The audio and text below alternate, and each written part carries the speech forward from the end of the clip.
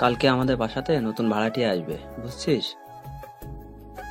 ঠিক আছে, আসুক, তাতে সমস্যা কি? তোকে বলে দিলাম, না হলে তুই আগের মতো করতে পারিস। ভাড়াটিয়াকে চোর বলে মেরেছিলি। তুমি এখন আগের কথা নিয়ে আছো? এখন ওইসব বাদ দাও তো। ঠিক আছে, দিলাম যা, তবে তোকে যা বললাম সেটা করবি। ঠিক আছে। তারপর আম্মুকে নাস্তা দিতে বললাম। আম্মু নাস্তা দিল। নাস্তা খাচ্ছিলাম, তখন আমার ছোট বোন জান্নাত বলল, তাড়াতাড়ি করে খেয়ে নে, আজকে কলেজে তাড়াতাড়ি যেতে হবে। আমি তোকে নিয়ে যেতে পারবো না, তুই একা চলে যা।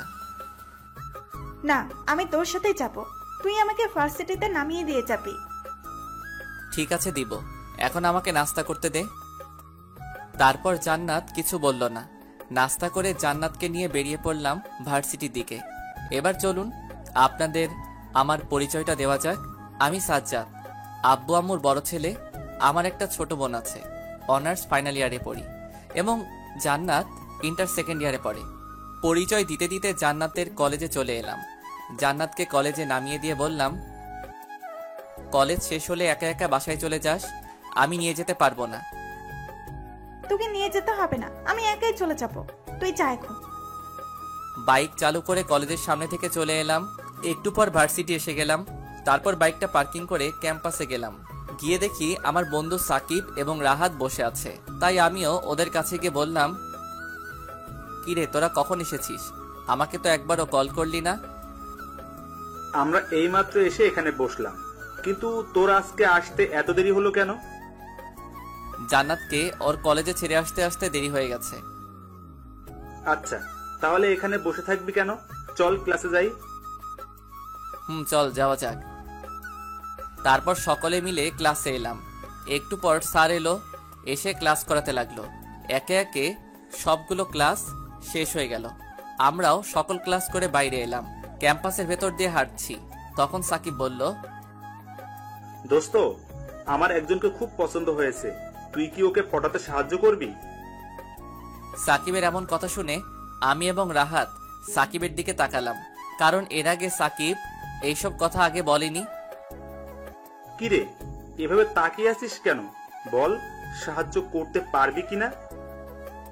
কিন্তু তুই তো বলেছিলি যে তুই কোনোদিন প্রেম করবি না, তাহলে এখন এই কথা বলছিস কেন? ওসব কথা ভুলে যা, এখন বল ওকে কিভাবে পটাবো। সেটা পরে বলছি, আগে বল মেয়েটাকে যাকে তুই ভালোবাসিস। ওই দেখ, ক্লাস থেকে বের হচ্ছে। বলে সাকিব ওর হাত দিয়ে একটা মেয়ে দেখিয়ে দিল। আমি মেয়েটাকে চিনি। মেয়েটা অনার্স সেকেন্ড ইয়ারে পড়ে, নাম পপি। কিরে, এত তাকিয়ে কি দেখছিস? তাকিয়ে দেখলাম ও কিভাবে পড়বে। হ্যাঁ, বল না ওকে কিভাবে পটাবো। হ্যাঁ, তাহলে মনোযোগ দিয়ে কথাগুলো শুনবি, ঠিক আছে? রাহাত, তুইও শোন, তোর কাজে লাগতে পারে। আরে এত কথা না বলে বল কিভাবে কি করব। শোন তাহলে। আমি ওর দিকে তাকিয়ে থেকে বুঝলাম ওকে কিভাবে পটাবি সেটা আমি জানি না। কথাটা বলে ওদের দিকে তাকালাম, দেখলাম ওরা দুইজন বলদের মতো মুখ বানিয়ে দাঁড়িয়ে আছে। তাই আমি বললাম, তোরা এইভাবে তাকিয়ে আছিস কেন? না, তোর কাছ থেকে আমার এই বিষয়ে জানতে চাওয়া ভুল হয়ে গিয়েছে। এখন যা করার সব আমাকেই করতে হবে। আমিও আগে থেকে জানতাম সাজ্জাদ এমন কিছু বলবে, তাই ওর কথাতে এত মনোযোগ দেইনি। যেহেতু জানিস তাহলে আমাকে বললি কেন? ভেবেছিলাম তোর কাছ থেকে কিছু পাবো, কিন্তু না। এখন তাহলে থাক তোরা, আমি পপির কাছে যাই। এই বলে সাকিব পপির পেছনে চলে গেল। তাহলে তুই এখানে দাঁড়িয়ে থাকবি নাকি বাসায় যাবি? বাসায় যাব। এখানে দাঁড়িয়ে থেকে লাভ নেই, কারণ সাকিব আজকে আর আসবে না। ঠিক আছে, তাহলে চলে যাওয়া যাক। তারপর আমরা যে যার বাসায় চলে এলাম। বাসায় এসে ফ্রেশ হয়ে নিচে এলাম। এসে লাঞ্চ করে রুমে চলে এলাম। এসে দিলাম এক ঘুম। ঘুম ভাঙলো বিকেলবেলা। মোবাইলের দিকে তাকিয়ে দেখলাম সাকিবের 3টা মিসড কল। আমি কল দিলাম। সাকিবের নাম্বারে রিং হতেই কলটা রিসিভ করলো। তারপর বলল, কোথায় তুই? তোকে কতবার কল করলাম, ধরলি না কেন? আমি ঘুমিয়েছিলাম, তাই ধরতে পারিনি। এখন বল, কি বলবি? তাড়াতাড়ি করে মামার দোকানে চলে আয়, আমরা সবাই এখানে বসে আছি। ঠিক আছে তোরা থাক, আমি আসছি। এই বলে কলটা কেটে দিলাম। তারপর ওয়াশরুমে গিয়ে ফ্রেশ হয়ে নিয়ে বাইরে এসে সোজা মামার দোকানে চলে গেলাম, যেখানে আমরা বসে আড্ডা দিই। মামার দোকান এসে দেখি সবাই বসে আছে। আমি গিয়ে সোজা সাকিবকে বললাম, আজকে কি পপিকে কিছু বলতে পারলি? না, আজকে ওর দেখা পাইনি, তাড়াতাড়ি করে বাসায় চলে গেছে। তাহলে এখন কি করবি? কি করব? কালকে ওকে ধরবো, তারপর ওর পিছু নিয়ে বাসাটা খুঁজে বের করব। দেখিস পিছু নিতে গিয়ে আবার লোকজনের হাতে মাইর খাস না। এই শহরে এমন কেউ নেই যে আমাকে মারবে, বুঝছিস? সেটা পরে দেখা যাবে। এইভাবে আরো কথা বলে আড্ডা দিতে লাগলাম। রাত 9টার দিকে বাসায় এলাম। বাসায় এসে ডিনার করে ঘুমিয়ে গেলাম। সকালবেলা ঘুম ভাঙলো জান্নাতের ডাকে। ঘুম থেকে উঠে ফ্রেশ হয়ে নাস্তা করে ভার্সিটিতে গেলাম। ভার্সিটি গিয়ে দেখি সাকিব পপির পেছন পেছন ঘুরঘুর করছে।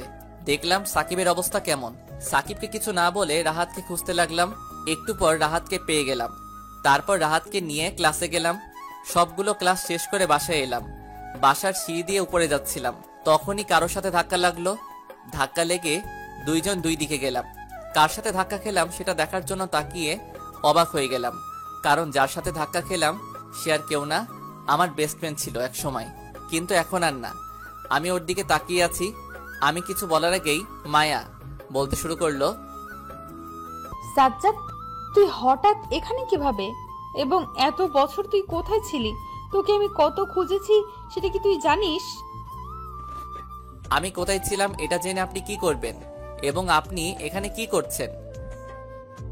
আমরা আজকে এখানে নতুন ভাড়া এসেছি, এবং তুই আমাকে আপনি আপনি করে বলছিস কেন? তো আপনাকে আমি কি বলবো? কেন আমাকে তুই করে বলবি, এবং আগে সেই সকল নাম ধরে ডাকবি? আগে না আমাকে কত কিছু বলে ডাকতি, এখন কিছু বলছিস না কেন? সেই অধিকার আমি হারিয়ে ফেলেছি। কিন্তু তুই এখানে কি করিস? সেটা আপনাকে বলতে যাব কেন? আপনি যেমন ভাড়াটিয়া এসেছেন তেমন ভাবেই থাকবেন বলে দিলাম। বলে ওখান থেকে চলে এলাম।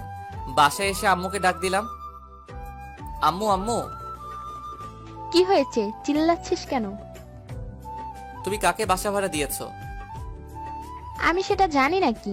বাসা তোর বাবা ভাড়া দিয়েছে, এখন কার কাছে দিয়েছে সেটা আমি জানি না। আরে ভাইয়া, তুই রেগে যাচ্ছিস কেন? বাসা তো মায়া আপুদের পরিবার ভাড়া নিয়েছে। ওদেরকে বাসা ভাড়া কেন দিয়েছে? তাতে কি হয়েছে? মায়া তোর বন্ধু, তাই না? ওরা আসার ফলে তো তোরই ভালো হয়েছে, তাই না? শোনো, যা করেছো সেটা ঠিক করা যাবে না, তবে মায়া যেন আমার রুমে না আসে এটা বলে দিলাম।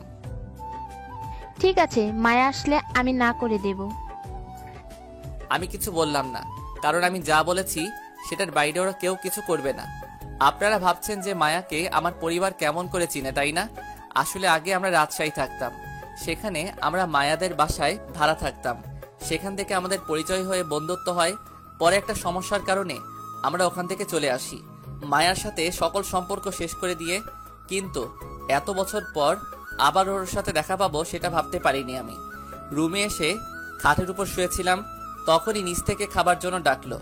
আমি নিচে গিয়ে খাবার খেয়ে আবার নিজের রুমে চলে এলাম। তারপর ঘুমিয়ে গেলাম। বিকেলবেলা ঘুম থেকে উঠে আড্ডা দিতে গেলাম। সেখানে গিয়ে দেখি সাকিব এবং রাহাত বসে আছে। আমি ওদের কাছে গেলাম, তখন সাকিব বলল, আজকে তোর বাসায় একটা নতুন মেয়েকে দেখলাম, ওটা কে? তুই তো দেখছি ভালো না, তোর নজর কোথায় গিয়েছে দেখছিস? আমার নজর ঠিক আছে, এখন বল মেয়েটা কে? মেয়েটা হলো মায়া। তোদের মায়ার নামে একটা মেয়ের কথা বলেছিলাম না, ও হলো সে। কিন্তু মায়ার তো রাজশাহী থাকার কথা, এখানে কি করে? আমাদের বাসায় ভাড়া এসেছে। তুই ওদের বাসা ভাড়া দিয়েছিস কেন? আমি নিজেই জানতাম না, সবকিছু আব্বু ঠিক করেছে। আমি যদি আগে জানতাম যে ওরা বাসা ভাড়া নিবে তাহলে ওদের ভাড়া দিতাম না। এখন কি করবি ভাবছিস? দেখি কি করা যায়। মায়া কি তোর সাথে কথা বলতে আসে? আজকে ভার্সিটি থেকে বাসায় যাওয়ার সময় আমার সাথে কথা বলেছিল, কিন্তু আমি তেমন কথা বলতে চাইনি। ওর সাথে কি করবি ভাবছিস? আমি ওর সাথে কিছুই করব না, তার আগে আমি দেখবো মায়া আমার সাথে কি করে। তাই দেখ। এভাবে আরো নানা কথায় আড্ডা দিতে লাগলাম। সবার সাথে কথা বলতে বলতে কখন যে 9টা বেজে গেছে বুঝতেই পারিনি। সবাইকে বিদায় দিয়ে বাসার দিকে যেতে লাগলাম। একটু পর বাসায় এসে কলিং বেল বাজালাম। একটু পর জান্নাত দরজা খুলে দিল। আমি বাসার ভেতরে গিয়ে অনেক অবাক। রাগ উঠল, কারণ ড্রয়িং রুমের সোফাতে মায়া এবং আমার ছোট বোন এবং ওর বাবা মা বসে আছে। মায়াকে দেখে আমার রাগ উঠল, কিন্তু ওর বাবা মা থাকায় কিছু বললাম না। নিজের রুমের দিকে যাব, তখন মায়ার বাবা বললেন, সাজ্জাদ, কোথায় যাচ্ছ তুমি? আমাদেরকে চিনতে পারছো না? চিনবো না কেন? অবশ্যই চিনতে পেরেছি। তাহলে আমাদের সাথে কথা বলছো না কেন? আসলে আঙ্কেল, আমি এখন অনেক ক্লান্ত, তাই কথা বলতে চাইছিলাম না। ভেবেছিলাম পরে কথা বলবো। ও আচ্ছা, এখন তো তোমার সবচেয়ে কাছের বন্ধু চলে এসেছে, কথা বলো না কেন ওর সাথে? না আঙ্কেল, কয়েকদিন ধরে একটা কাজের ভেতরে আছি, তাই কারোর সাথে কথা বলি না। আচ্ছা ঠিক আছে, তাহলে যাও। আমি তাদের উত্তর না দিয়ে নিজের রুমে চলে এলাম। তারপর ফ্রেশ হতে ওয়াশরুমে ঢুকলাম। ওয়াশরুম থেকে বের হয়ে দেখি জান্নাত আমার রুমে বসে আছে। আমি ওকে বসে থাকতে দেখে বললাম, তুই এখানে বসে আছিস কেন? তোকে ডিনার করার জন্য ডাকতে এসেছি। আমি যাচ্ছি, কিন্তু তার আগে শোন, মায়ারা এখানে কি করে? মায়া আপুরা আজকে আমাদের এখানে ডিনার করবে, তাই এসেছে। নিজে থেকে এসেছে নাকি? কি বলিস? ওরা নিজে থেকে আসবে কেন? আব্বু ওদেরকে নিয়ে এসেছে। ঠিক আছে, তুই তাহলে যা, আমি আসছি। তাড়াতাড়ি করে আয়। এই বলে জান্নাত রুম থেকে চলে গেল। একটু পর আমিও নিচে নামলাম খাবার খাওয়ার জন্য। নিচে এসে দেখি খাবার টেবিলে মায়া, জান্নাত, আম্মু বসে আছে। আমিও গিয়ে একটা চেয়ার টেনে বসলাম। তারপর আম্মুকে বললাম, আম্মু তাড়াতাড়ি করে খাবার দাও। দাঁড়া, বসে থাক, দিচ্ছি। এতক্ষণ নিজের রুমে কি করছিলি? শুয়েছিলাম, আমার ভালো লাগছিল না, এখন তাড়াতাড়ি খাবার দাও। তারপর আম্মু আমাকে খাবার দিল। ডিনার করছিলাম, হঠাৎ মনে হলো কেউ একজন আমার পায়ে সুরসুরি দিচ্ছে। আমার সামনে মায়া বসে আছে। মায়ার দিকে তাকাতেই দেখি মায়া হাসছে। আমি রাগী চোখে ওর দিকে তাকাতেই মায়া পায়ে সুরসুরি দেওয়া বন্ধ করে দিল। খাবার খাওয়া শেষ করে আমি আমার রুমে চলে এলাম। এদিকে মায়ার পরিবার খাবার খেয়ে ওদের ফ্ল্যাটে চলে গেল। রুমে এসে বিছানায় গা এলিয়ে দিলাম। শুয়ে থাকতে থাকতে কখন যে ঘুমিয়ে গেলাম নিজেও জানি না। সকালবেলা ঘুম থেকে উঠলাম, নাস্তা করে জান্নাতকে নিয়ে বাসা থেকে বের হব, তখন দেখলাম মায়া এবং ওর বোন রাস্তায় দাঁড়িয়ে আছে। জান্নাত ওদের দেখে বাইক থামাতে বলল। আমি বাইক থামালাম। তখন জান্নাত মায়াকে বলল, আপু, তোমরা এখানে দাঁড়িয়ে আছো কেন? রিক্সার জন্য দাঁড়িয়ে আছি, কিন্তু একটাও রিক্সা পাচ্ছি না।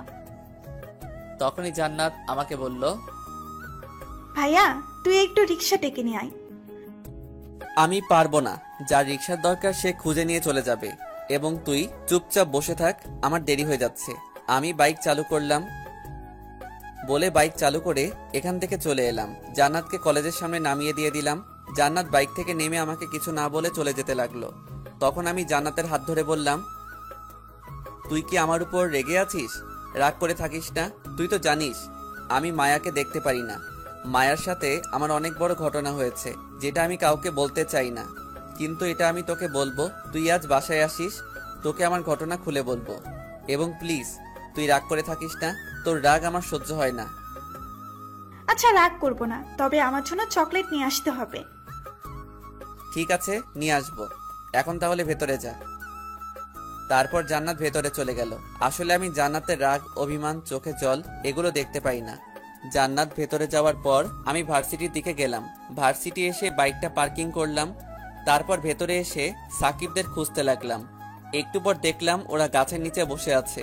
আমি ওদের কাছে গিয়ে বললাম, তোরা কখন এসেছিস? এই তো একটু আগে। ও, কি করছিস এখানে বসে? চল হাঁটাহাঁটি করি। চুপ, আমি কোথাও যাব না। এখানে বসে থেকে ভাবছি পপিকে কিভাবে পটাবো। কেন, তুই এখনো পপিকে পটাতে পারিসনি? না রে, এখনো পারিনি। কিভাবে কি করব কিছুই বুঝছি না। তুই এসব বাদ দে, তোর দ্বারা হবে না। তুই চুপ করে থাক, তুই কথা বলিস না। আমিও কিছু বললাম না, চুপ করে থাকলাম। একটু পর সাকিব বলল, ওইটা মায়ের মতো দেখতে না? সাকিবের কথা মতো মেয়েটার দিকে তাকালাম। তারপর অবাক হলাম, কারণ এটা মায়া।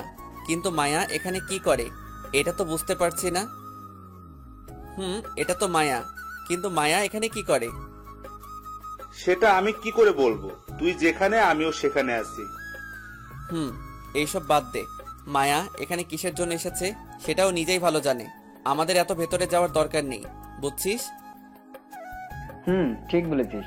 তাহলে চল ক্লাসে যাওয়া যাক, না হলে দেরি হয়ে যাবে। ঠিক আছে চল। তারপর আমরা ক্লাসে চলে গেলাম। ক্লাসে এসে নিজের জায়গায় বসলাম। একটু পর স্যার এলো, এসে ক্লাস নিতে লাগলো। তখনই হঠাৎ করে ক্লাসে প্রিন্সিপাল প্রবেশ করলো। স্যারের পিছু পিছু আসছে মায়া। মায়াকে দেখে আমার একটু ভালো লাগলো না। আমি ওর দিকে না তাকিয়ে অন্যদিকে তাকালাম। তখন প্রিন্সিপাল স্যার বলতে শুরু করলেন, আজকে তোমাদের সাথে আমি নতুন একজনকে পরিচয় করিয়ে দিতে এসেছি। এই যে দেখতে পাচ্ছ মেয়েটা, ওর নাম মায়া। আজকে থেকে ও তোমাদের সাথে পড়বে। আশা করি তোমরা ওর সাথে পরিচয় হয়ে নিবে। স্যার কথাগুলো বলে চলে গেল। এদিকে মায়া কোথায় বসবে জায়গা খুঁজে পাচ্ছে না। পুরো ক্লাসে শুধু আমার পাশে জায়গা ফাঁকা আছে। এটা দেখে মায়া আমার পাশে এসে বসে পড়লো, যেটা কিনা আমার একদম পছন্দ হয়নি। আমার পাশে বসে মায়া আমার কানে কানে বলল, এত চিন্তা করিস না, আমি তোর পিছু ছাড়ছি না, তুই যতই বাহানা করিস না কেন। মায়ার কথা আমি কি বলবো সেটা ভেবে পেলাম না। মাথায় রাগ নিয়ে বসে থাকলাম। এভাবে একে একে সবগুলো ক্লাস শেষ করলাম। সব ক্লাসেই মায়া আমাকে অনেক জ্বালিয়েছে। ক্লাসে ছিলাম দেখে আমি কিছু বলিনি। বাইরে এমন করলে একটা উচিত শিক্ষা দিয়ে দিব। ক্লাস থেকে বের হয়ে সাকিব এবং রাহাতের কাছ থেকে বিদায় নিয়ে বাসায় চলে এলাম। বাসায় ঢোকার আগে বাসার পাশে দোকানের বাইকটা থামালাম। তারপর জান্নাতের জন্য চকলেট এবং আইসক্রিম নিলাম। তারপর বাসার ভিতরে ঢুকলাম, কলিং বেল বাজালাম। জান্নাত এসে দরজা খুলে দিল। জান্নাত দরজা খুলে আমার হাতে এইসব দেখে অনেক খুশি হলো। জান্নাতকে আমি চকলেট আইসক্রিম দিয়ে নিজের রুমে গিয়ে ওয়াশরুমে গেলাম ফ্রেশ হতে। ফ্রেশ হয়ে বের হয়ে দেখি জান্নাত আমার খাটের উপরে বসে আছে এবং চকলেট আইসক্রিম খাচ্ছে। তখন বললাম, তুই তোর রুমে না গিয়ে আমার রুমে কি করছিস? কেন, এই রুমে আসা নিষেধ নাকি?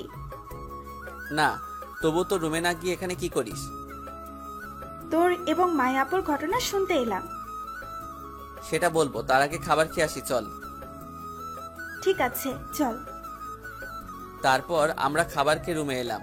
আমার সাথে জান্নাত এলো, এসে বলল, এবার খাওয়া দাওয়া শেষ, এখন বল তোর সাথে কি হয়েছিল।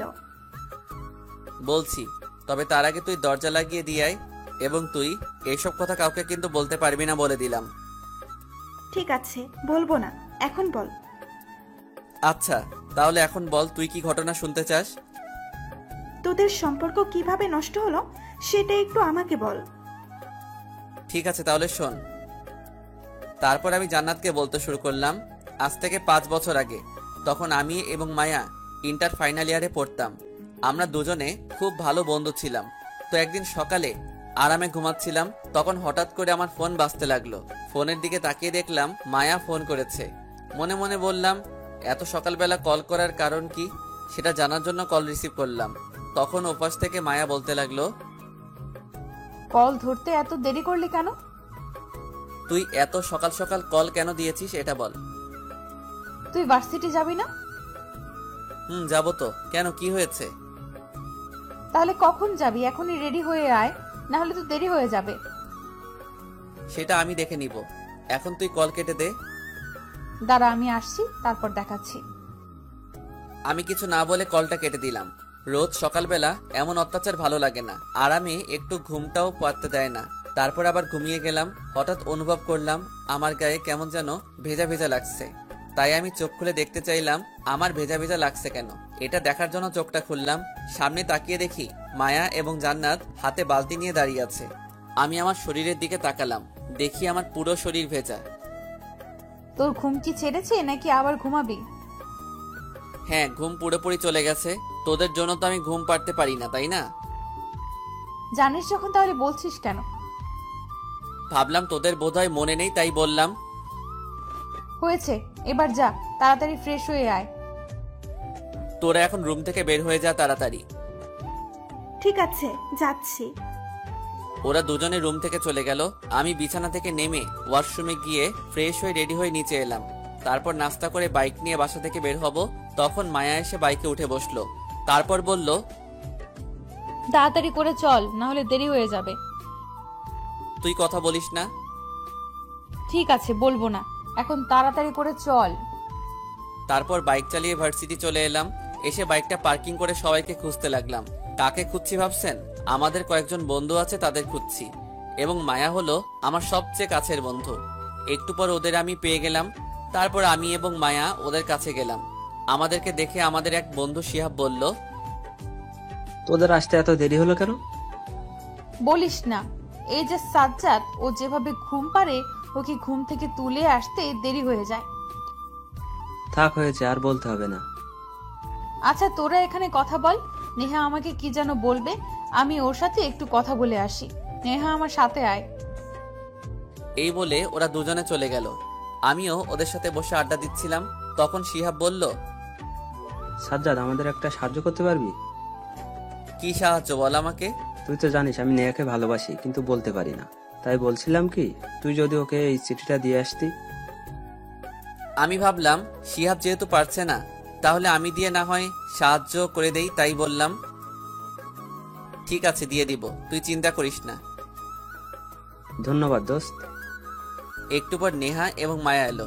তারপর মায়া আমাকে বলল, তাহলে চল ক্লাসে যাওয়া যাক।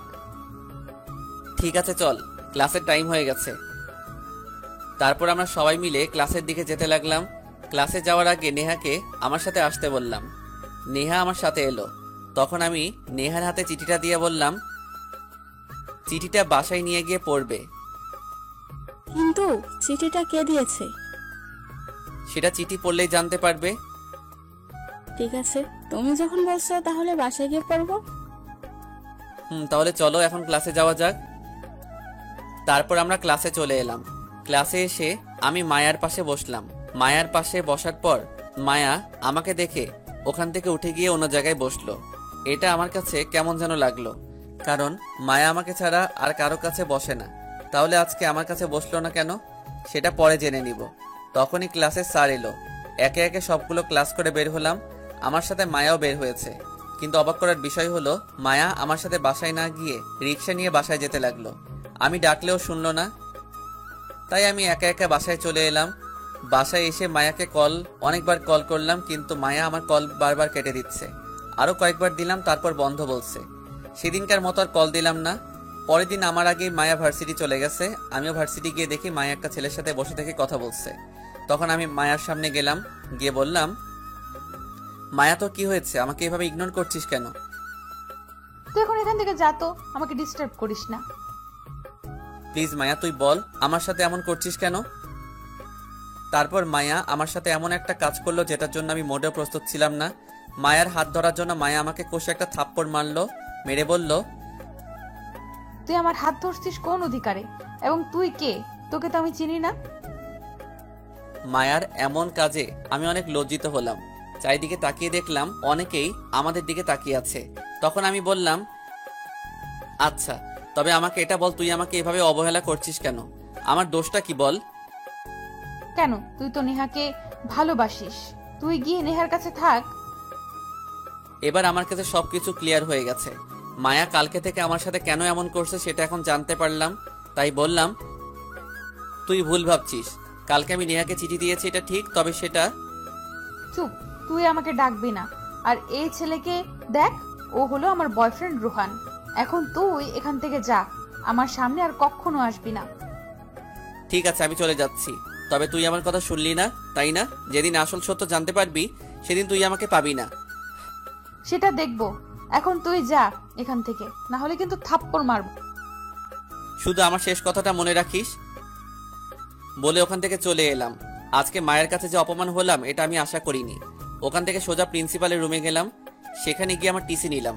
তারপর বাইক নিয়ে বাসায় আসতে যাব, তখন শিহাব এবং নেহা আমার রাস্তা আটকে দাঁড়ালো। রাস্তা ছেড়ে দিয়ে আমি বাসায় যাব। তুই কোথাও যাবি না, আমরা মায়াকে সবগুলো বলবো। শিহাব এবং নেহা, তোরা কি আমার একটা কথা রাখবি? অবশ্যই রাখবো। বল তোর কি কথা। তোরা কখনো মায়াকে আসল সত্যটা বলবি না। মায়া যেমন ওর বয়ফ্রেন্ড নিয়ে ভালো আছে, ওকে তেমন থাকতে দে। আমার কথা ওর সামনে কিছু বলবি না। কিন্তু এটা কি করে? ওকে না বললে তুই ওর কাছে সারা জীবন মিথ্যাবাদী হয়ে থাকবি। সেটা থাকতে দে, তবুও ওকে আমার কথা কিছু বলবি না প্লিজ। এবং তোরা ভালো থাকিস। বলে বাইক নিয়ে বাসায় চলে এলাম। বাসায় এসে আব্বুকে বলে আমরা সবাই ঢাকাতে চলে এলাম। তারপর থেকে আমি মায়ার সাথে কোনো প্রকার কথা বলি না, এমনি ওর নামটাও আমি শুনতে চাই না। এটা ছিল আমার অতীত। এখন চলুন বর্তমানে আসা যাক। বর্তমান। কথাগুলো বলে জান্নাতের দিকে তাকালাম, দেখলাম জান্নাতের চোখ দিয়ে পানি পড়ছে। আমি ওর চোখের পানি মুছে দিলাম। তখন জান্নাত বলল, আমি জানতাম না যে তোর সাথে এইসব হয়েছে, হলে মায়ার সাথে আমিও কথা বলতাম না। থাক বাদ দে এইসব বিষয়, তুই এসব বিষয় কাউকে বলিস না, কেমন? ঠিক আছে, বলবো না, এবং আজকে থেকে মায়ার সাথে আমিও কথা বলবো না। সেটা তোর ইচ্ছে। তারপর জান্নাত রুম থেকে চলে গেল। আমিও ফ্রেশ হয়ে জান্নাতকে নিয়ে একটু ছাদে গেলাম। ছাদে রেলিং ধরে দাঁড়িয়ে আছি আমি এবং জান্নাত, দুজনে কথা বলছি। তখনই কেউ একজন আমাকে পেছন থেকে জড়িয়ে ধরলো। সাথে সাথে যে আমাকে জড়িয়ে ধরে তাকে ছাড়িয়ে নিলাম। তারপর পেছন ফিরে তাকিয়ে দেখি মায়া দাঁড়িয়ে আছে। এবার রাগ ধরে রাখতে পারলাম না, কষে একটা থাপ্পড় মেরে দিলাম। তুই আমাকে মারলি কেন? আপনি আমাকে জড়িয়ে ধরেছিলেন, কোন সাহসে? কেন তোকে আমি জড়িয়ে ধরবো? আমি ছাড়া অন্য কেউ তোকে জড়িয়ে ধরলে ওকে মেরে ফেলবো। এই চুপ করে থাকেন, এবং আপনার যদি লজ্জা বলতে কিছু থাকে তাহলে কখনো আমার সামনে আসবেন না বলে দিলাম। বলে আমি এবং জান্নাত চলে এলাম। আমার ভালো লাগছে না আজকে, শরীরের উপর দিয়ে অনেক চাপ গিয়েছে, যার ফলে মাথা ব্যথা করছে। তাই হালকা খাবার খেয়ে নিজের রুমে এসে ঘুমিয়ে পড়লাম। পরের দিন সকালবেলা ঘুম ভাঙলো জান্নাতের ডাকে। ঘুম থেকে উঠে রেডি হয়ে বাইকটা বাসা থেকে বের করতেই মায়া এসে আমার বাইকের পেছনে এসে বসে পড়ল। মায়ার এই কাজটা আমার একদম পছন্দ হলো না। এ কি, আপনি আমার বাইকে বসলেন কেন? তোর সাথে যাব তাই। আমি আপনাকে নিয়ে যাব না, আপনি বাইক থেকে নামুন, আমার সঙ্গে জান্নাত যাবে। শোন, আমাকে এত বোকা পেও না। আজকে জান্নাত যাবে না এটা আমি জানি। আপনাদের বলতে ভুলে গেছি, আজকে জান্নাত আমার সাথে যাবে না। আজকে বাসায় কি যেন কাজ করবে, তাই বাসায় থাকবে। তাই আমি একা একা ভার্সিটি যাব। কিন্তু মায়া এসে বসলো, এখন ওকে এখান থেকে সরাতে হবে।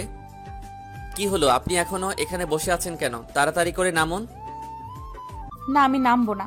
আজকে তোর সাথে ভার্সিটি যাব আমি। আমি আপনাকে নিয়ে যাব না।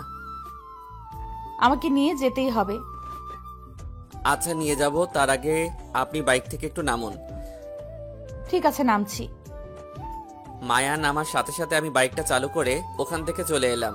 হ্যাঁ, আমি এটাই ভেবেছিলাম যে মায়াকে বাইক থেকে নামাবো, তারপর আমিও বাইকটা চালু করে চলে আসব। একটু পর আমি ভার্সিটি এসে গেলাম। বাইকটা পার্কিং করে সাকিবদের কাছে গেলাম। সেখানে গিয়ে দেখি সাকিব, পপি, রাহাত বসে থেকে আড্ডা দিচ্ছে। সাকিবের সাথে পপিকে দেখে অবাক হলাম। তাহলে পপিকে পটিয়ে নিয়েছে। আমি হাঁটতে হাঁটতে ওদের সামনে গেলাম।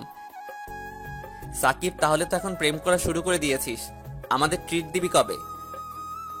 যা তো এখান থেকে, কোনো প্রকার টিট হবে না। আচ্ছা বুঝলাম, এখন তাহলে বল তুই ওকে কিভাবে পটিয়েছিস?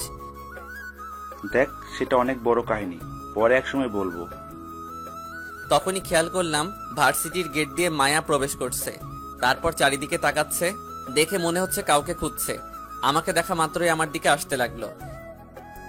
সাকিব, দেখতে পাচ্ছিস মায়া আমাদের দিকে আসছে। এখানে ওর কি কাজ বলতো? জানি না, বোধহয় তোর কাছে আসছে। ঠিক আছে, এদিকে আসুক, দেখি কি করে, তারপর আমি আমার কাজ করব। কি করবি? সেটা দেখতেই পাবি তুই। এক কাজ কর, তুই পপিকে নিয়ে এখান থেকে চলে যা। ঠিক আছে, আমি চলে যাচ্ছি। সাকিব পপিকে নিয়ে চলে গেল। রাহাত, মায়া এখানে এসে কিছু বললে তুই সব উত্তর দিবি, আমি কিছু বলবো না। ঠিক আছে, তুই চিন্তা করিস না। এতক্ষণে মায়া আমাদের সামনে এসে গেছে, আমার দিকে তাকিয়ে আছে, বোধহয় আমাকে কিছু বলবে, কিন্তু কিছু না বলে আমার পাশে বসলো। তারপর বলল, তুই আমাকে রেখে চলে এলি কেন? বলে আমার হাত জড়িয়ে ধরলো। আমি তাড়াতাড়ি করে হাতটা ছাড়িয়ে নিয়ে দিলাম মায়ার গালে কষে একটা থাপ্পড়। মায়া এবার একদম ভ্যাবাচাকা খেয়ে গেছে। আশেপাশে তাকিয়ে দেখলো অনেকে আমাদের দিকে তাকিয়ে আছে। মনে মনে বললাম, আমার প্রতিশোধ নেওয়া তাহলে হয়ে গেল। তুমি আমাকে মারলে কেন? আপনি আমার হাত ধরেছিলেন কেন? তুমি আমার বন্ধু, তাই তোমার হাত ধরেছিলাম। ও আচ্ছা, তাহলে তো আপনি বোধহয় ভুলে গেছেন কয়েক বছর আগে আপনিও আমাকে এভাবে সবার সামনে মেরেছিলেন, শুধু আপনার হাত ধরেছিলাম বলে। তাহলে এখন আমি কেন মারবো না? দেখো, ওটা আমি জানতাম না। আমি তোমাকে অনেক ভালোবাসতাম, তাই তোমাকে অন্য মেয়ের সাথে দেখতে পারি না। সেদিনও আমি দেখতে পারিনি। চুপ করে থাকো, ভালোবাসার কথা তোর মুখে মানায় না, তুই শুধু ছলনা করতে পারিস। প্লিজ, খুব ভালোবাসি। বললাম না এই কথা তোর মুখে মানায় না। রাহাত ক্লাসে চল। তারপর আমি এবং রাহাত ক্লাসে এসে গেলাম। আমার মায়ার প্রতি অনেক রাগ অভিমান আছে, যেটা আমার ভেতর থেকে সহজে যাবে না।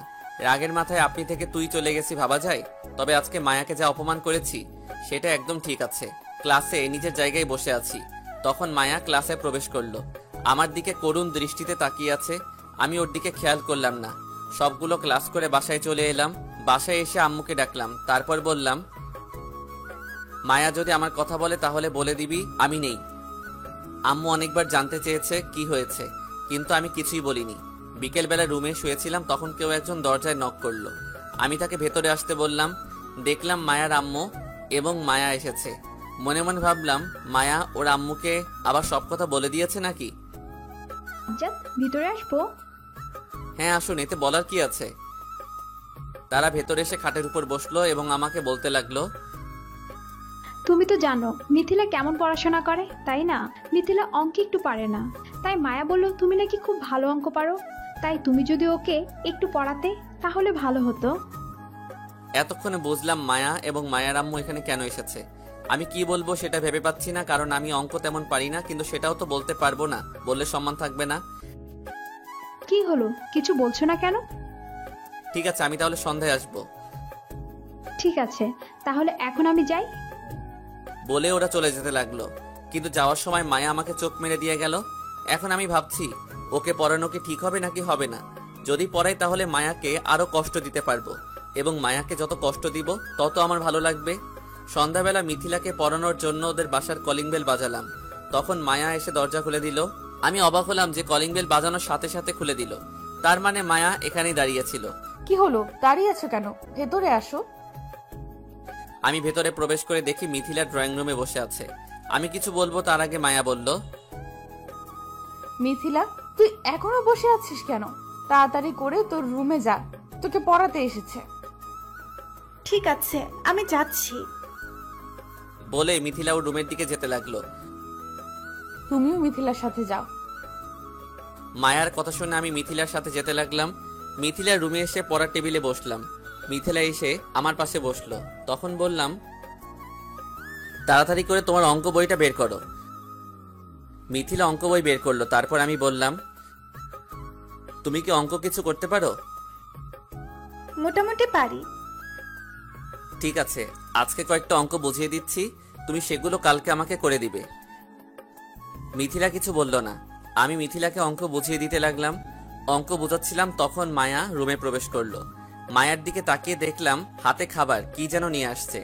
মায়া সেগুলো নিয়ে আমার কাছে রেখে দিল এবং বলল, এগুলো তোমার জন্য নিয়ে এলাম, তুমি নাস্তা করে নাও। আমি কিছু বললাম না। এমনভাবে মিথিলাকে অঙ্ক বোঝাতে লাগলাম যেন মায়ার কথা কিছুই শুনিনি। কয়েকটা অঙ্ক বুঝিয়ে দিয়ে মিথিলাকে বললাম, আজকে তাহলে থাক, আমি কালকে এসে তোমার পড়াগুলো নিয়ে যাব। ঠিক আছে, কিন্তু চলে যাচ্ছেন কেন? নাস্তাটা খেয়ে যান। না, আমি এসব খাই না। বলে ওদের বাসা থেকে বের হয়ে বাসায় চলে এলাম। ঘড়ির দিকে তাকালাম, দেখলাম 9টা বেজে গেছে। তাই ফ্রেশ হয়ে খাবার খেয়ে ঘুমিয়ে গেলাম। পরের দিন ভার্সিটি এলাম। এসে সাকিবদের সাথে বসে আড্ডা দিচ্ছিলাম। তখন মায়া আমার সামনে এলো, এসে বলল, সাজ্জাদ, তোমাকে একটা কথা বলার আছে। ঠিক আছে বলুন, কি বলবেন? এখানে না, আমার সাথে একটু ফাঁকা জায়গায় আসো প্লিজ। কেন, এখানে বলে সমস্যা কি? যা বলার এখানেই বলুন। প্লিজ, তুমি আমার সাথে আসো, খুব জরুরি কথা আছে। মায়ার এত অনুরোধ ভালো লাগছিল না, তাই মায়ার সাথে একটা ফাঁকা জায়গায় এলাম। তখন মায়া আমার সামনে এসে বলল, আমার উপর কি এখনো রেগে আছো? আপনার উপর রাগ করে থাকবো কেন? আপনি আমার কে? এখন না হলাম, আগে তো ছিলাম, তাই না? আমাকে কি এসব বলার জন্য ডেকে নিয়ে এসেছেন? না না, আমি তোমার কাছে মাফ চাইবো বলে এখানে নিয়ে আসছি। আমি আমার অতীতের সবাইকে ক্ষমা করে দিয়েছি, তাই এখন ক্ষমা চেয়ে লাভ হবে না। না, আমি জানি তুমি আমাকে ক্ষমা করোনি। প্লিজ, তুমি আমাকে মাফ করে দাও। আমি জানতাম না যে ওই চিঠিটা শিহাব তোমাকে পাঠিয়েছিল। বলে আমার পা জড়িয়ে ধরলো। আমি মায়াকে আমার পা থেকে ছাড়িয়ে নিলাম। আসলে মায়ার এমন কষ্ট আমিও দেখতে পাচ্ছি না। হাজার হোক, একটা সময় সম্পর্ক ছিল। আপনি উঠুন, আমি আপনাকে ক্ষমা করে দিয়েছি। না, আমার বিশ্বাস হয় না তুমি আমাকে ক্ষমা করেছো। তুমি যদি আমাকে ক্ষমা করতে তাহলে আপনি করে বলতে না। আপনি করে বলবো না তাহলে কি করে বলবো? তুমি আমাকে তুমি করে বলবে, তাহলে আমি মনে করব তুমি আমাকে ক্ষমা করেছো। ঠিক আছে, বলবো। এখন তাহলে চলো ক্লাসে যাই। ঠিক আছে, চলো। তারপর আমরা ক্লাসের দিকে যেতে লাগলাম। আপনারা ভাবছেন আমি মায়াকে ক্ষমা করে দিয়েছি। আরে না ভাই, এখন ওর প্রতি আমার কোনো রাগ নেই। তবে ওকে এত সহজে আমি ক্ষমা করব না। যখন মায়া আমার কাছে আসতে চাইলো তখন মনে মনে বললাম, যদি ওকে নিজের কাছে রাখি তাহলে আরো কষ্ট দিতে পারবো। এখন মায়া আমার সাথে বেশি থাকে, কিন্তু আমি মায়াকে অবহেলা করি। ক্লাসে এসে বসেছিলাম, তখন মায়া আমার পাশে এসে বসলো। তারপর বলল, আজকে আমার সাথে একটু শপিং এ যাবে। কেন আজকে হঠাৎ শপিং এ কি করবে? শপিং করব তাই। তাহলে আমাকে নিয়ে যাওয়ার মানে কি? তুমি আমাকে পছন্দ করে দিবে, আমি সেটা কিনবো। আমার চয়েস তেমন ভালো না। তুমি যেটা দিবে সেটা দিয়েই আমার চলবে, আমার আর লাগবে না। ঠিক আছে, যাব। তারপর আর কিছু বললাম না। সব ক্লাস করে মায়াকে নিয়ে শপিং মলে গেলাম। প্রথমে মায়া ছেলেদের কর্নারে গেল, গিয়ে আমার মাপে একটা শেরওয়ানি কিনলো। তুমি আমার মাপে কিনছো কেন? আরে কথা না বলে চুপচাপ দাঁড়িয়ে থাকো। দাঁড়িয়ে থাকবো মানে? আমার বাপ নিচ্ছ, আমি বলবো না? আজকে আমার বন্ধুর বিয়ে, তাই ওকে এটা গিফট করব। আর ওর মাপ একদম তোমার সাইজের। এটা শুনে আমি কিছু বললাম না, চুপ করে থাকলাম। মায়া কি কালার জন্য একটা শেরওয়ানি কিনলো, কিন্তু সেটা আমাকে দেখতে দিল না। তারপর মায়া কয়েকটা শাড়ি কিনে নিয়ে বাসায় এলো। বাসায় এসে মায়া ওদের বাসায় গেল, আমি আমার বাসায় গেলাম। দরজা খুলে দেখি সবাই ড্রয়িং রুমে বসে আছে। আমাকে দেখে আব্বু বলতে লাগলো, আজকে আসতে এত দেরি হলো কেন? এক জায়গায় গিয়েছিলাম। কেন? যেখানে গেছিস ভালো কথা, কিন্তু সন্ধ্যাবেলা বাসা থেকে বের হবি না। কেন বাসা থেকে বের হব না? কেন? না, আজকে বাসা থেকে বের হবি না, তোকে দিয়ে আজকে একটা কাজ আছে। কি কাজ সেটা বলো। সেটা তুই সন্ধ্যাবেলা দেখে নিস। এখন আমি না বললাম? আমি আর কিছু না বলে নিজের রুমে চলে এলাম। জানি না সন্ধ্যাবেলা কি হবে, যা হবে সেটা সন্ধ্যাবেলা দেখে নিব। এখন এত ভেবে লাভ নেই। দুপুরে লাঞ্চ করে ঘুমিয়ে গেলাম। সন্ধ্যায় জান্নাতের ডাকে ঘুম ভাঙলো। ঘুম থেকে উঠে ফ্রেশ হয়ে নিচে এসে আমি অবাক হয়ে গেলাম, কারণ আমার বাসাটা চেনা যাচ্ছে না। এটা কার বাসায় আছি আমি? বাড়ি এভাবে সাজানো হচ্ছে কেন, এটা জানার জন্য আম্মুকে বললাম, আম্মু এভাবে বাসা সাজাচ্ছ কেন? তারপর আম্মু যা বলল তা শুনে আমি শক খেলাম, কারণ আম্মু বলল, আজকে আমরা তোর বিয়ে দিব। কি? তুমি আমার বিয়ে দিবে? কার সাথে? যার সাথে দিব সেটা বিয়ের পর দেখতে পাবি। না, তুমি আমাকে এখন বলো, আমাকে কার সাথে বিয়ে দিবে? বললাম না, পারবো না। আচ্ছা ঠিক আছে, তোমাকে বলতে হবে না, আমি আব্বুর কাছ থেকে শুনে নিচ্ছি। কিন্তু আব্বু কোথায়? তোর আব্বু বাইরে গেছে কি যেন কাজ করতে। তুমি যদি আমাকে না বলো মেয়েকে, তাহলে আমি বিয়ে করব না। এসব হুমকি দিয়ে লাভ নেই, তোর বিয়ে আজকেই হবে। এখন বেশি কথা না বলে তাড়াতাড়ি গিয়ে রেডি হয়ে আয়। তখনই আমার সামনে সাকিব এবং শাওন এলো। এসে আমাকে বলল, আজকে যে তোর বিয়ে, এটা আমাদের বললি না কেন? আরে আমি নিজেই জানতাম না যে আজকে আমার বিয়ে হবে। কেন, তুই সকালে জানতি না যে তোর বিয়ে হবে? না, একটু আগে জানলাম। ও আচ্ছা, যা হচ্ছে ভালোই হচ্ছে। তুই চল রুমে, তোকে রেডি করে নিয়ে আসি। রাত তো রেডি হওয়া, আমি এটা ভাবছি বিয়েটা কার সাথে। সেটা রাতের বেলা দেখে নিস তোর বিয়ে কার সাথে। কিন্তু তোদের খবর দিল কে? আমাদের আন্টি ফোন করে আসতে বলেছে। এখন কথা বাদ দিয়ে রুমে চল। বলে সাকিব আমাকে রুমে নিয়ে এসে ফ্রেশ হতে বলল। আমি ফ্রেশ হয়ে নিয়ে বাইরে এসে দেখি খাটের উপর সুন্দর একটা শেরওয়ানি রাখা আছে। তাকিয়ে দেখছিস কি? তাড়াতাড়ি করে শেরওয়ানি পরে নে। আমি শেরওয়ানি পরে নিলাম। এখন নিচে চল, কাজী সাহেব এসে গেছে। কাজীর এখনই আসা লাগবে? কথা বাদ দিয়ে নিচে চল তো। তারপর সাকিব আমাকে নিয়ে নিচে এলো। নিচে এসে দেখি কাজী বসে আছে। সাকিব আমাকে নিয়ে সোফায় বসিয়ে দিল। তারপর কাজী ওর কাজ করতে লাগলো। একটু পর কাজী আমার মতামত নিয়ে চলে গেল। তখন আমি সাকিবকে বললাম, আচ্ছা মেয়েটাকে আমাকে তো এখনো বললি না। আরে এত চিন্তা করিস কেন? রাতে দেখে নিস। তাহলে থাক, আমি রুমে যাই। বলে রুমের দিকে যাব, তখন সাকিব আমার হাত ধরে নিয়ে বসিয়ে দিল। এখন রুমে যেতে পারবি না, তোর রুমে কাজ চলছে। কি কাজ চলছে আমার রুমে যে আমি রুমে যেতে পারবো না? পরে দেখে নিস, এখন বসে থাক। আমি আর কি করব, বসে থাকতে লাগলাম। এখন রাত 11টা বাজে। কেন যেন আমার মায়ের কথা বারবার মনে পড়ছে, কিন্তু ওকে কোথাও দেখতে পাচ্ছি না। মায়ের কথা ভাবতে ভাবতে রুমের দিকে যেতে লাগলাম। দরজা খুলে ভেতরে যাব, তখন জান্নাত আমার হাত ধরে বলল, ভেতরে যাওয়ার আগে আমার কিছু পাওনা আছে, সেগুলো দিয়ে যা। তোর আবার কিসের পাওনা? কেন?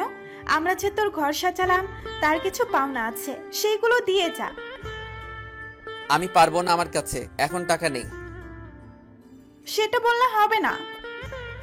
বলে জান্নাত আমার পকেট থেকে মানিব্যাগ বের করে নিয়ে পালালো। ওকে ধরতে গিয়ে ধরলাম না, কারণ আমার মানিব্যাগে কোনো টাকা নেই। জান্নাতের পিছু না নিয়ে রুমের ভেতর প্রবেশ করলাম। দেখি খাটের উপর একজন ঘোমটা দিয়ে বসে আছে। আমাকে ভেতরে আসতে দেখে নিচে নামলো, তারপর আমাকে সালাম করলো। তখন আমি বললাম, আপনি গিয়ে খাটের উপর বসে থাকুন, আমি আসছি। বলে বারান্দায় চলে এলাম। আমার কেন যেন ভালো লাগছে না। মাথার ভেতর একটা বিষয় ঘুরপাক খাচ্ছে, যে মায়া কোথায় গেল। মায়াকে তো দেখতে পেলাম না। তবে জানি না আমি যে বিয়ে করেছি এবং সেটা ওকে বলিনি, তাহলে মায়া আমার সাথে কি করবে, এইসব ভাবছি। তখন কারো আসার আওয়াজ পেলাম। আমি বুঝতে পেরে গেলাম কে এসেছে। তাই আমি বললাম, দেখুন, আপনাকে আমার মেনে নেওয়া সম্ভব না, কারণ আমি অন্যজনকে ভালোবাসি। যদি অন্য একজনকে ভালোবাসেন তাহলে আমাকে বিয়ে করলেন কেন? আমি এই বিয়েটা করতে চাইনি, বাসা থেকে হুট করে বিয়েটা করিয়ে দিয়েছে। এতে আমি কি করব? তো আপনি কাকে ভালোবাসেন এটা তো বললেন না। আপনি তাকে চিনবেন না। আমি আমার বেস্ট ফ্রেন্ড মায়াকে ভালোবাসি। তাহলে তাকে বলেননি কেন? আমাদের বন্ধুত্ব হারানোর ভয়ে, কিন্তু বন্ধুত্ব হারিয়ে ফেললাম।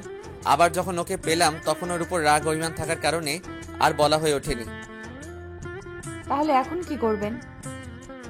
কি আর করব, এভাবে বসে থাকবো? তাহলে আমাদের বাসর রাতের কি হবে? সেটা বাদ দেন, সেটা করার ইচ্ছা আমার নেই। আচ্ছা, আমার জায়গায় যদি মায়া হতো তাহলে কি করতেন? কি আর করতাম, ওর সাথে গল্প করতাম। ও আচ্ছা, আপনি কি আমার ঘুমটা তুলবেন? আমাকে দেখবেন না? না, আমি তুলবো না। ঠিক আছে, আমি তুলছি। বলে মেয়েটি ঘুমটা উঠালো। এতক্ষণ আমি আকাশের দিকে তাকিয়ে কথাগুলো বলছিলাম। মেয়েটি ঘুমটা তুলে আমাকে বলল, কিরে, আমাকে নিয়ে নাকি গল্প করবি? তাহলে দাঁড়িয়ে আছিস কেন? কণ্ঠটা আমার কেমন যেন চেনা চেনা লাগছে। তাই মেয়েটার দিকে তাকিয়ে আমি অবাক হয়ে গেলাম, কারণ মেয়েটার কেউ না, মায়া। কিন্তু মায়া এখানে কি করে? ওর মায়া তো বিয়ের শাড়ি পরে আছে, তাহলে কি মায়ের সাথে আমার বিয়ে হয়েছে? কি এত ভাবছো? আমি ভাবছি আমার বিয়ে কার সাথে হয়েছে। আরে বোকা, তোমার বিয়ে আমার সাথে হয়েছে। আমি তোমার বিয়ে করা বউ। কিন্তু তার আগে বলো, তুমি যে আমাকে ভালোবাসতে, এটা আমাকে বলনি কেন? বলা হয়নি তাই, কিন্তু তার আগে বলো, তুমি আমাকে তুমি করে বলছো কেন? আরে এখন তো তুমি আমার স্বামী। কিন্তু আমাদের বিয়ে এইভাবে দেওয়ার মানে কি? আসলে আমি তোমাকে আর হারাতে চাইনি, তাই তোমাকে বিয়ে করে নিয়ে এসেছি। কিন্তু আমি তো এই বিয়ে মানবো না, এবং তোমাকেও আমার স্ত্রী হিসেবে মানবো না। কেন? আমি কি করেছি আবার? যে মেয়ে আমাকে বিশ্বাস করতে পারে না, সেই মেয়ে আমার সাথে কেমন করে থাকবে? তুমি কি সেই কলেজ লাইফের কথা বলছো? হ্যাঁ, আমি তখনকার কথা বলছি। দেখো, আমি জানতাম না যে ওই চিঠিটা শিহাবের ছিল, এবং তখন আমি তোমাকে অনেক ভালোবাসতাম, তাই এটা আমার সহ্য হয়নি। তোমাকে মারার পর ভেবেছিলাম তোমার কাছে ক্ষমা চেয়ে নেব, কিন্তু তোমাকে আর পাইনি। তার পরের দিন শিহাব এবং নেহা এসে আমাকে সব খুলে বলে। তারপর থেকে তোমার জন্য আমি কান্না করতাম এবং তোমাকে খুঁজতাম সব জায়গায়, কিন্তু পাইনি। তাহলে এখন আমার ঠিকানা কিভাবে পেলে? আব্বু চাকরির জন্য আমরা ঢাকায় এখানে আসি, তারপর আমি তোমাকে দেখতে পাই। বুঝলাম।